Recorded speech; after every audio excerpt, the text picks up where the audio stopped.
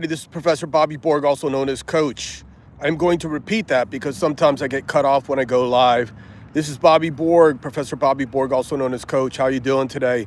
Welcome to Office Hours. Today what we're going to talk about is we're going to talk about personal managers. I'm specifically going to emphasize personal manager agreements since they're typically the hardest thing to understand for most people. We'll briefly get into what a personal manager does and essentially when to get one, though, as well, okay? So let's get to this. Oh, by the way, I'm also going to talk a little bit about business managers as well, okay? All right, so let's get to this. So first of all, a quick definition of a personal manager. I guess you could say the personal manager is like this,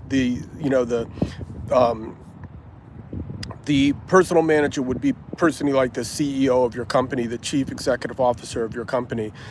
They essentially advise and counsel you in all areas of the music industry. They'll make sure that everybody is doing their job, essentially. So what they do is kind of like an air traffic controller that watches all the planes come in on the runways. They make sure that everybody is doing their job and everything is in order. In the best case scenario, they keep current with the music industry, obviously, and what's going on. In the best case scenario, they don't elaborate and make false promises or sensationalize things that are going to happen that maybe are not even in the works at all, right? So they have a sense of reality, but they also motivate you at the same time as well. And then, of course, also, they look after your mental health and make sure that you're not taking on too many gigs or that you're not doing too much work. Things have to be balanced out as well. And that last statement that I said, it also depends on the type of manager that you're working with, because I could tell you plenty of stories where that didn't exist, right? And then ultimately keep in mind, though, that the personal manager works for you. So you take on the personal manager because you believe in them, because you feel that they can take your career to the next level. You have to listen to them, obviously. You don't want to go to the doctor and then not listen to the doctor. But ultimately, at the end of the day, remember, it's your career. And if you feel that it's not going in the right direction or you're being asked to do things that you're not comfortable with, then, of course, remember, at the end of the day, you're hiring them, okay? All right, now, when to get a personal manager? Typically, you get a personal manager when you feel as though you've got some of the basics under control.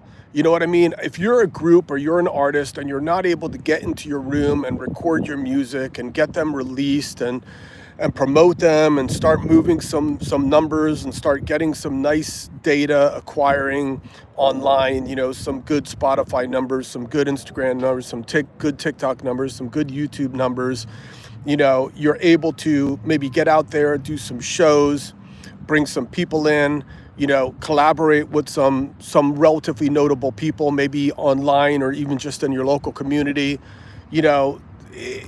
It's a hustle, right? It's a grind. But when somebody sees that you're able to do these things on top of having talent as well, in many cases, they feel that they can step in and they can relieve you of some of that and help you get to the next level. But if you're just kind of sitting around sort of whining, complaining that the world is not fair and that the world owes you something and that your songs should be blowing up and they're not, and you need a manager, you're kind of barking up the wrong tree, okay? All right, so now let's get to management agreements really quickly. An important part of getting a manager is, the manager agreement. Some managers are going to have more detailed agreements than others, but let's just go for just sort of the general, what you can expect. First of all, when you sign a management agreement, you're signing, it's an exclusive agreement. That basically means that you are exclusively letting the personal manager handle your affairs, and you essentially can't let anybody else handle your affairs, right?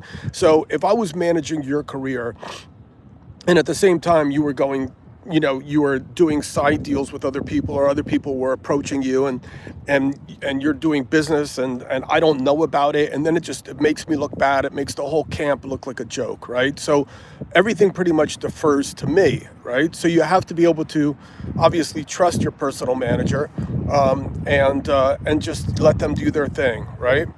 But just keep in mind it is exclusive, meaning you can only work with one personal manager. However, personal managers can work with many artists.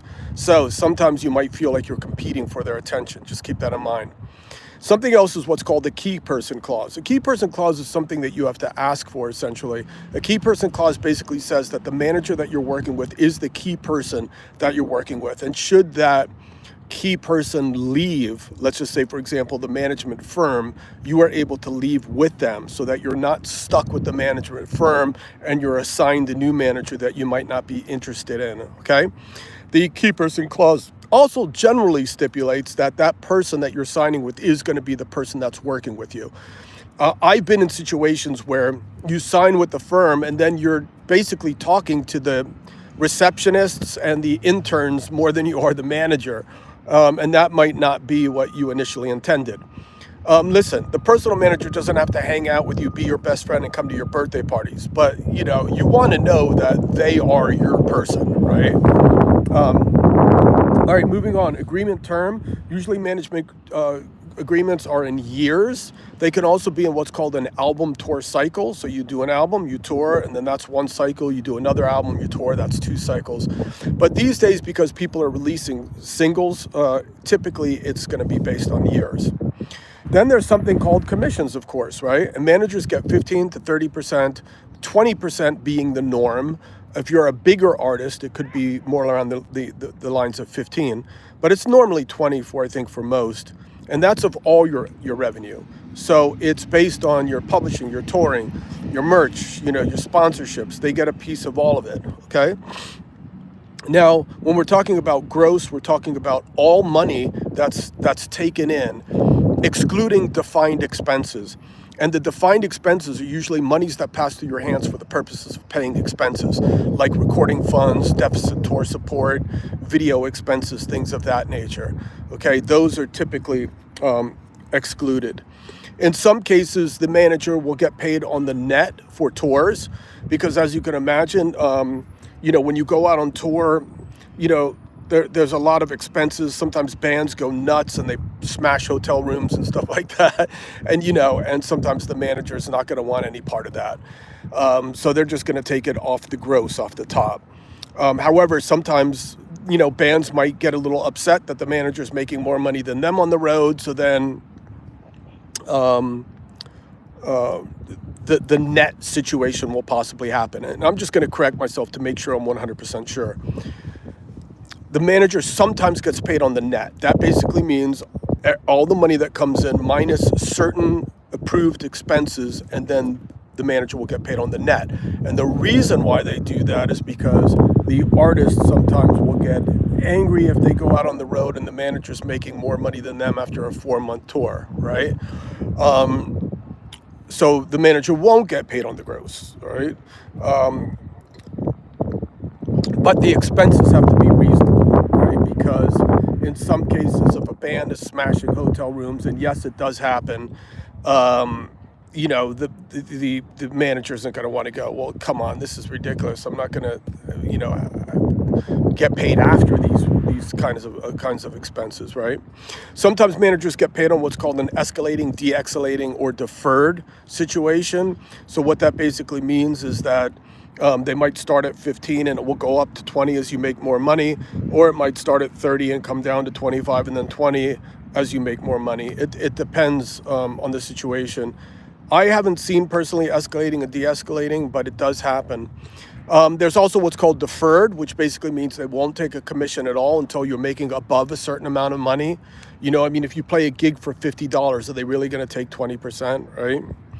And then sometimes you can ask for limitations and exclusions. What that basically means is that, let's just say I have a business going before I get a personal manager. I could say that, look, all the income that I get from like personal drum lessons or drum books or drum clinics, you're not going to get paid on, because I've been doing that for years before I even got you as a manager. And sometimes they'll agree to that, okay? Moving on. Oh, and by the way, I'm sorry. Everything I'm talking about is in the book, Business Basics for Musicians. So you can check that out on Amazon if you want. Moving on. Sunset clauses. Sunset clauses are the monies that you make, or deals with the monies that are made after the term of the management agreement. So a manager is going to want to get paid on all of the deals that they negotiate or substantially negotiate during the term of the agreement, after the agreement. So if you have a 5-year agreement with a manager, and during those 5 years, let's just say halfway through, you signed a 7-year record contract, right? Or 4 or 5 album record deal or something. But before you can record all those albums, the term of the manager's agreement expires, and let's just say you don't want the manager anymore, right? Well, now there's still 2 or 3 records to record that the manager helped you get, but the manager's not there anymore. The manager's going to want to earn the full commission on those records. The only problem is that now you're getting another manager and they're going to want full commission. So last time I checked, 20 plus 20 is 40, which is 10 less of half of all your money. So typically you'll put together what's called a sunset clause. It sort of slowly diminishes the amount that the manager gets after the term of the agreement. And that could be negotiated in a number of different ways, okay? Moving on to what's called a talent agency disclaimer. The personal manager might also in the agreement state that they are not your talent agent and they are going to get you a licensed talent agent to do all your booking. And the reason why they might have that specifically stated in the contract is because they can get in trouble essentially by booking you as an unlicensed agent. So this is a little tricky and it's very, very complicated. But generally speaking, you have to be licensed to procure employment for artists in the entertainment business. So managers are like, look, I don't do that, but I'm going to get you a talent agent. And that's usually stated in the contract, okay? All right, let's go on now to business managers real quick. Let's talk about business managers. So business managers now are like the CFO of your company, the chief financial officer of your company. So they handle all of the things that deal with money. That could do with financial planning, tour accounting services, tax services, and so much more. I'm going to go over all of them. In the beginning of your career, typically though, all you'll need is a CPA, a certified public accountant, to like do your taxes and maybe help you start a business entity. But so generally business managers come along when you're making a reasonable amount of money, and that reasonable amount of money is passing through your hands, such as when you get a big publishing deal or a record deal, okay? So the first thing they'll do is financial planning. They'll make sure that you don't end up, broke. And unfortunately, what happens with a lot of musicians is you suffer for so long that finally when you make some money, you go nuts and you don't know how to spend and you don't know how to manage it. And then, 10 years later, you're broke and you're homeless. I've seen it happen. It's pretty crazy. So, a business manager is going to help you start a retirement account, is going to help you start investing for your future and help you do the right things. They'll also do bookkeeping. So they'll make sure to do, make sure that your monthly bills are in order, make sure that your monthly bills are paid. In some cases, they might even, typically what they want to do is go over all your bills with you and then have you sign off of them and write the check. But if you're on tour, sometimes they'll come out on tour if that's what it takes to get you to sign those checks. Or sometimes you can give them what's called a limited power of attorney so that they can do that kind of stuff. A big thing that business managers do that a lot of people don't know is tour services. So typically pre-tour, they'll put together the tour budget, and then during the tour, they will collect the deposits that come in. They'll pay the bills, like for the staging and the tour buses, etc., and all the crew members. They'll make sure all the taxes are paid in all the states that you play, and in some cases when you're touring in different countries, they'll make sure to get those things filed early because sometimes there's certain things ways that they can limit the amount of taxes or liability that they'll have,